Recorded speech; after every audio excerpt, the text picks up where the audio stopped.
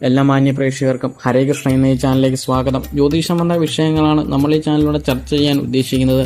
എൻ്റെ പേര് സുജേഷ് ശൂരനാട്. ഇന്ന് നമ്മൾ നോക്കാൻ പോകുന്നത് കർക്കിടക രാശിയിലുള്ള ഓയം നക്ഷത്രത്തിൽ ജനിച്ച സ്ത്രീകൾക്ക് അനുയോജ്യമായിട്ടുള്ള നക്ഷത്ര പൊരുത്തമാണ് നമ്മൾ നോക്കുന്നത്. പൂയം നക്ഷത്രം പുരുഷയോനി നക്ഷത്രമാണ്, ദേവഗണമാണ്. കർക്കിടക രാശി ആയതിനാൽ തന്നെ ചന്ദ്രനാണ് അധിപൻ. മധ്യമരഞ്ജുവിൽ വരുന്ന നക്ഷത്രമാണ്. 3 വിരൽ എണ്ണുമ്പോൾ നടുവിരൽ വരുന്നു എന്നുള്ളത് മാത്രമാണ് മധ്യമരഞ്ജു എന്നുള്ളത് അറിയുക. അനുയോജ്യമായിട്ടുള്ള നക്ഷത്രങ്ങൾ നോക്കാം. ആയില്യം എടുക്കാം, മകം മുന്നാളായതുകൊണ്ട് ഒഴിവാക്കുന്നു. പൂരം ഓപ്പോസിറ്റ് യോനിയാൽ ഒഴിവാക്കുന്നു. അത് തന്നെ ഏജ് ഓവറായിട്ടുള്ളവർക്ക് എടുക്കാവുന്നതാണ്. ഉത്രംകാല് എടുക്കാം, നല്ല രീതിയിൽ ചേരുന്ന നക്ഷത്രമാണ്. കന്നിരാശിയിൽ ഉത്രം, മുക്കാല്, അത്തം, ചിത്തിര, ആദ്യപാദം എടുക്കാൻ പറ്റില്ല. കാരണം അധിപന്മാർ തമ്മിൽ ശത്രുക്കളാണ്, ബുധനും ചന്ദ്രനും. 3-ാം കൂറ് കൂടിയാണ്, അതിനാൽ ഒട്ടും തന്നെ എടുക്കാൻ പാടില്ല. തുലാം രാശിയിലുള്ള ചിത്ര 2-ാം പാദം സ്ത്രീയോനി നക്ഷത്രമാണ്, ഒഴിവാക്കുന്നു.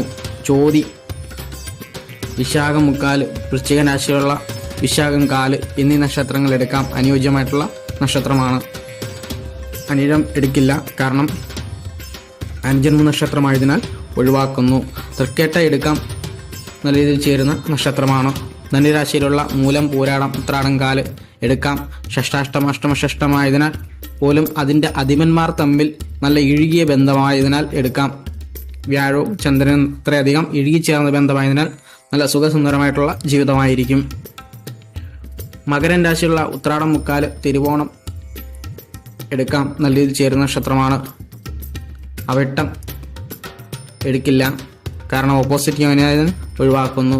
കുംഭൻ രാശിയുള്ള അവിട്ടം 2-ാം പാദം, ചതയം, പുരുട്ടാതി മുക്കാല് എടുക്കില്ല, കാരണം ഷഷ്ടാഷ്ടമം അഷ്ടമഷഷ്ടമായതിനാൽ ഒഴിവാക്കുന്നു. മീനൻ രാശിയിലുള്ള പുരുട്ടാതി കാല് എടുക്കാം, നല്ല രീതിയിൽ ചേർന്ന നക്ഷത്രമാണ്. ഉത്രട്ടാതി അനുജന്മ നക്ഷത്രമായതിനാൽ ഒഴിവാക്കുന്നു. രേവതി ഓപ്പോസിറ്റ് യോനിയായതിനാൽ ഒഴിവാക്കുന്നു. മേടൻ രാശിയിലുള്ള അശ്വതി, ഭരണി എന്നീ നക്ഷത്രങ്ങൾ എടുക്കാം, നല്ല രീതിയിൽ ചേർന്ന നക്ഷത്രമാണ്.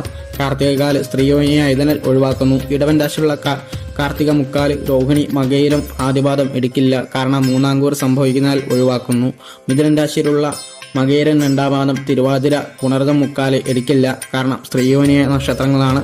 കൂടാതെ അതിൻ്റെ അധിപന്മാർ തമ്മിൽ ശത്രുക്കൾ കൂടിയാണ്, ആയതിനാൽ ഒഴിവാക്കുന്നു.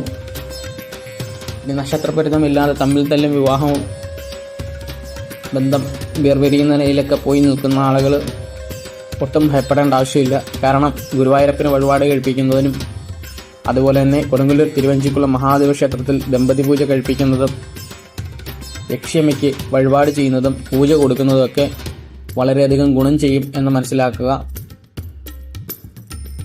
എല്ലാ മാന്യപ്രേക്ഷകർക്കും നന്ദി, നമസ്കാരം. ലൈക്ക് ചെയ്യുക, ഷെയർ ചെയ്യുക, സബ്സ്ക്രൈബ് ചെയ്യുക.